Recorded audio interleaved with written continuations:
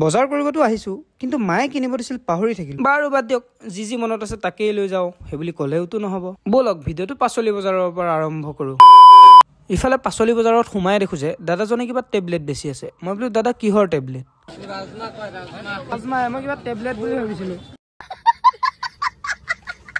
Tablet নে ৰাজমাহ সেইটো আমাক প্ৰয়োজন নাই, গতিকে আমি বেলেগ ফালে আগবাঢ়ো। পাত চাধাৰ কেজি 180 টকা। শেষ হওঁতে বাৰু কিমান দিন লাগিব?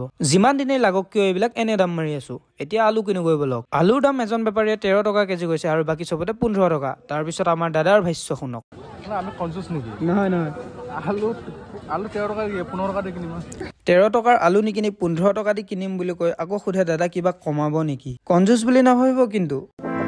অহাৰ পৰা এতিয়ালৈ 1 ঘণ্টামান বজাৰ কৰিলোঁ, কিন্তু মোনাটো ফুল কৰিব নোৱাৰিলোঁ। দেখিছেই নহয়। বাৰু আৰু বৰ বেছি দেৰি নকৰোঁ, কাৰণ ইফতাৰৰ সময় হ'ব। মানে আগত আৰু অলপ কিবা কিবি ল'ব আছে, সেইখিনিও লৈ ল'লোঁ আৰু ইফতাৰৰ কাৰণে ইফালে ফল মূলো ল'লোঁ আৰু লগতে কলো লৈ ল'লোঁ। আৰু এনেদৰে বজাৰ পাতি কৰি আজিৰ ভিডিঅ'টো ইমানতে সমাপ্ত কৰিলোঁ। আকৌ নেক্সট ভিডিঅ'ত লগ পাম। আজিলৈ ইমানেই। Bye bye.